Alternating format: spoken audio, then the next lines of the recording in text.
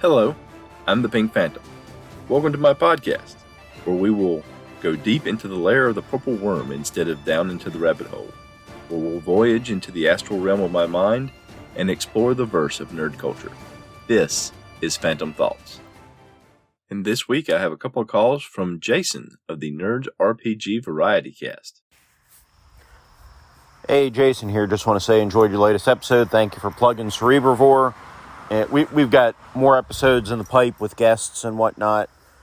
We've had a little bit of a lull with guests and having a big panel, but we have that coming back.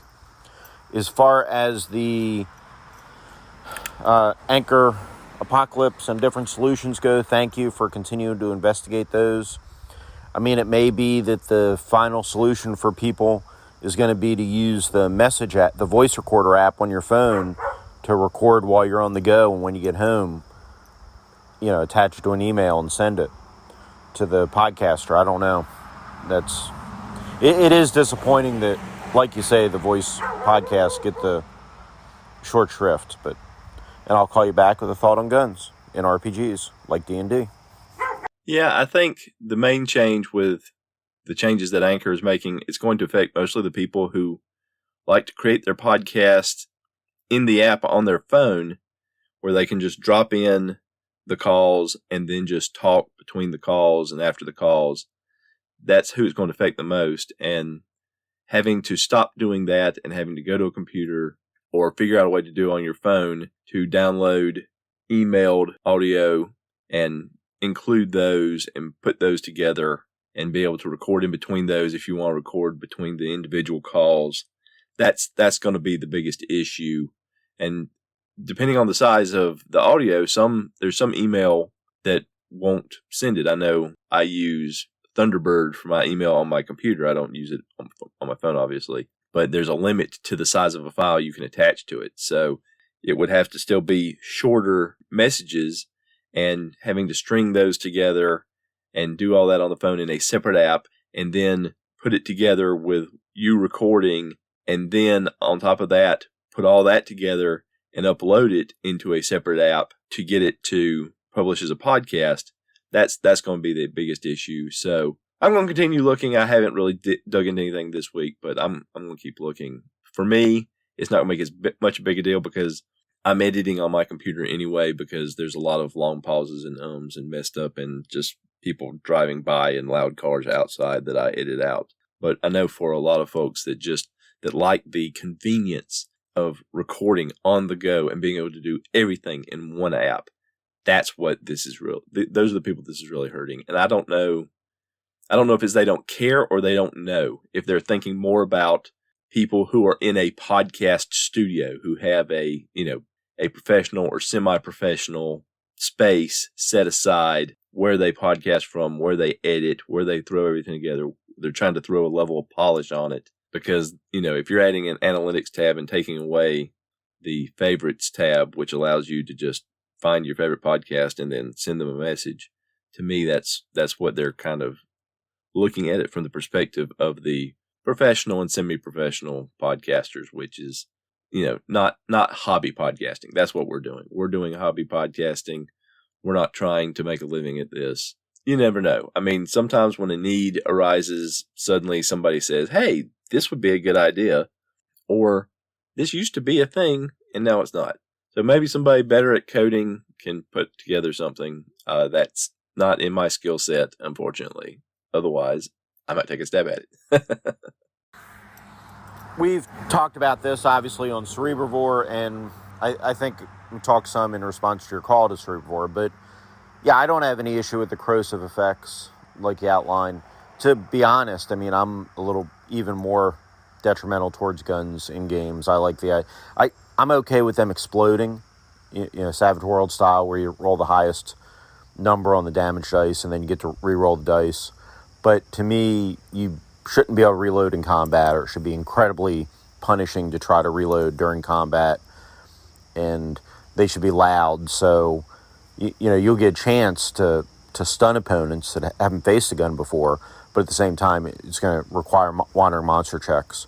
And then also, I think they should have a much higher chance to jam or explode in the user's hands. but that's because I'm a mean GM. Anyway, talk to you later.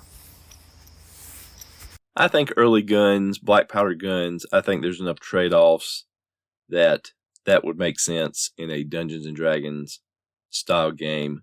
I don't know that the ever-loaded 6-shooter of Western myth would make much sense in that setting. Certainly within its own setting, but maybe not within that setting. And something like, machine guns and industrial era guns that put out a lot of lead in a short amount of time, where combat becomes a lot about cover. What kind of cover have you got? How effective is your cover? And, limited moments of vulnerability and taking advantage of those limited moments so that accuracy becomes even more important. I don't know that would fit with a D&D style campaign. I'm sure there are some people who can make it work. There are groups that can make it work. There are dungeon masters that can make it work. I just, it seems the flavor would be different from what I think of when I think of Dungeons and Dragons. And of course, everybody has their own thoughts about what Dungeons and Dragons is. That's one of the things that makes the hobby so great. So today I want to talk about the idea of OSRtober, an RPG a day type event, month-long event to promote play of the OSR. This idea, I believe it originated from what I've heard from other podcasts with Rob of the Down in the Heat podcast, but it's also been championed by Taylor of Clerics Wear Ringmail and Jason of Nerds RPG Variety Cast. And I guess the first thing that comes to my mind is, what would it be about? What are we trying to accomplish with OSRtober, or whatever we end up calling it? And Jason, who's kind of really taken up the cause on his podcast a couple of times now, has said that he's talked about taking back the OSR from the more toxic elements of the OSR, but really of role-playing in general, I think, because that's really, I think, how they view themselves, as sort of the definers of what good role-playing is, the folks that do that. And I think that's a good concept. You don't want the negative and bad reputation folks to define a movement or a hobby or part of a hobby. But, we run up against, there's a reason why a lot of times arguments devolve to the extremes. Because those who are extreme tend to be very sure that they're right, and very sure that the people who aren't with them, who don't think the way they do, not only are wrong, but are bad. That there is such a thing as, Jason says, bad, wrong, fun. Except Jason says there's no such thing as bad, wrong, fun when you're playing RPGs. Just to be clear on that, I don't want anybody to misunderstand that I'm saying that Jason believes in bad, wrong, fun. He does not, but that's a term that he uses. And while the extremists are very certain of themselves and very sure and draw very sharp lines, for those who are trying to be more inclusive, who are trying to have an open hobby where anybody is free to play the way they wish, and they just want to say, this is the way I play, and it's a very good way to play, and you should try it. In being more inclusive, there's a little more, I don't want to use the term wishy-washy, but I'm not sure what another good term is, a good positive term. I guess flexible. Flexible would be a good term. But we run up against a problem that there has been since I became aware of the OSR, and I'm late to that party because it dates back to the beginnings of 3rd edition back in 2000. 3rd edition D&D back in 2000. There's a difficulty now, and I don't know if that was true in the beginning, of even defining what the OSR is. Now, even what OSR stands for. I mean, the first 2 letters, old school, everybody agrees on that. But then that R, is that return? Is that renaissance? Is that revival? I think most people use revival or renaissance. But what is it? And again, going back to the beginning of OSR,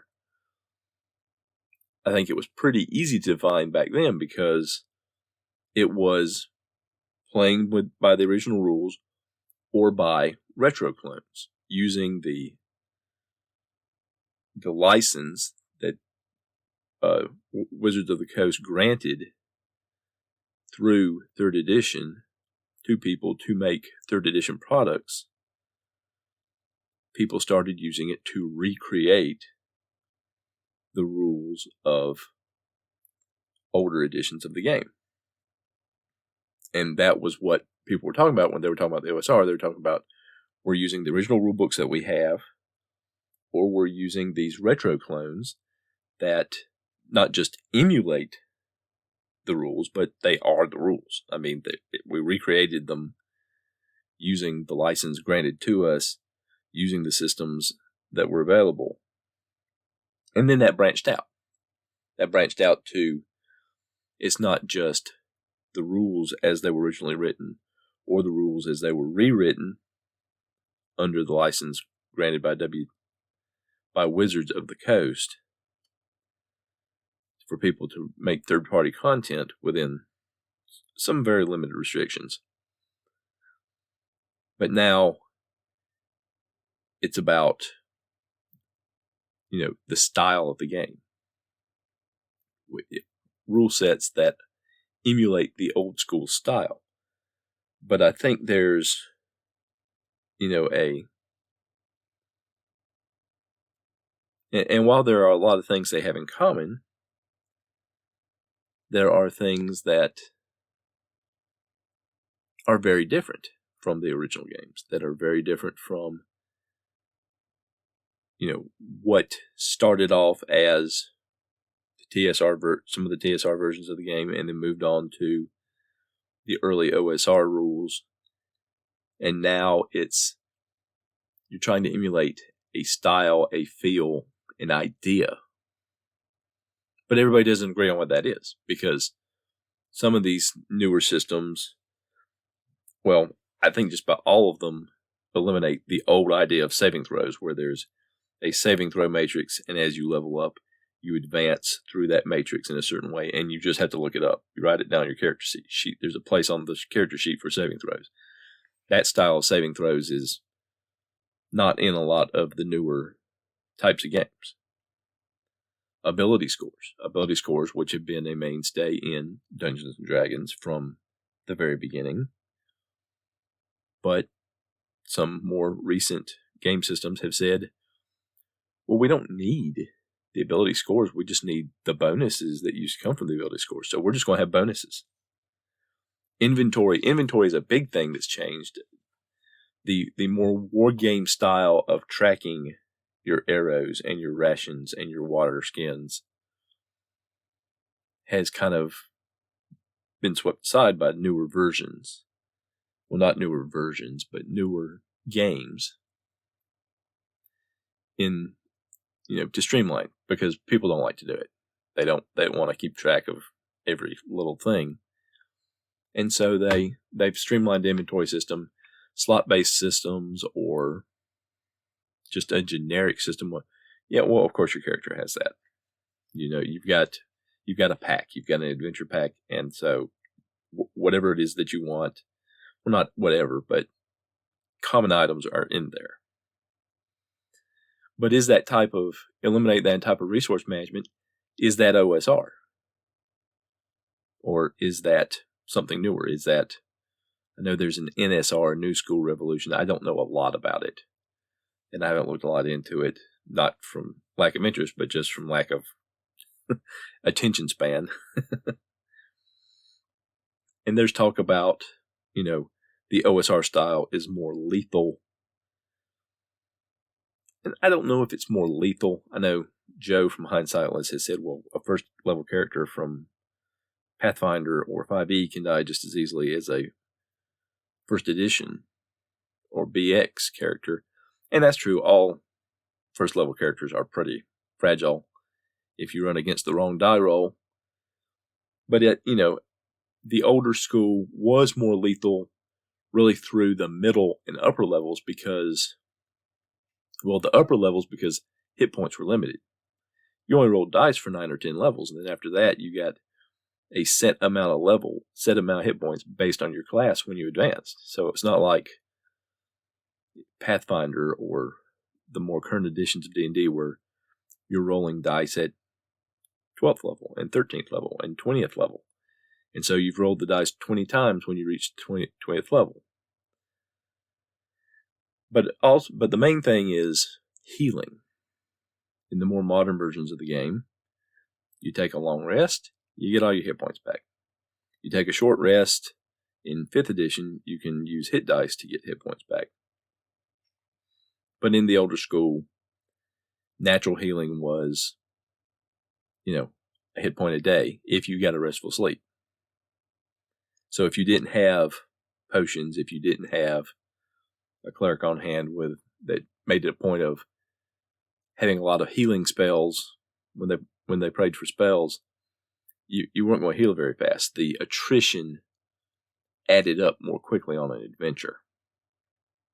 And so you had to be a little more strategic in how you use those. You couldn't just go charging into battle. Sometimes you had to try to find a way to bypass danger completely. You had to be more aware of what you were doing. You had to be more cognizant of the potential dangers around you. You'd be like, soldiers in enemy territory. You're constantly looking out for pitfalls and tripwires and scouts and trying not to make noise when you know your opponents are near because they could swarm you and overwhelm you. And I think the final point really is, OSR has a very generic ring to it, but we primarily talk about it in D&D terms. I mean, I remember when I came into the OSR, one of the more popular systems was Swords and Wizardry based on OD&D. And now you've got OSE, which is based on BX, and there's a lot of systems based on BX. And of course, you have some systems that date way back that are based on AD&D. But, old school was not just D&D. There's a lot of systems that have a lot of history to them. Now, some of them have been in more or less continuous use all this time, so maybe there's not a need to try to replicate that experience where you don't have that break that you have in D&D where you had TSR when Gary Gygax was there, and then you had TSR after Gary Gygax was there, and then you have TSR after it was bought out by Wizards of the Coast, which was then bought out by Hasbro. So there's breaks in the way the game was played.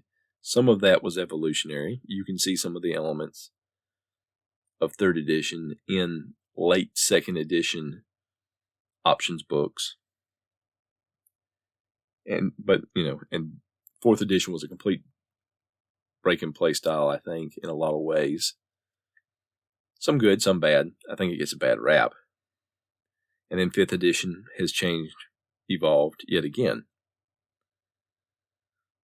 So whereas games like GURPS and Hero System have been in continuous development by the companies that developed them in the first place, and even games like Basic Role Playing or Rolemaster, although Rolemaster there have been some changes, so you could have eras where you might see somebody want to do a retro clone. I don't know as much about the Rolemaster system. I think Jason's more familiar with it. Maybe he can speak more to how it's changed and has it departed so much from the originals. But I think whether you're a fan of OD&D or BX or AD&D, those games were already, kind of diverging paths. Things in common, absolutely. Common elements, absolutely. But there were differences.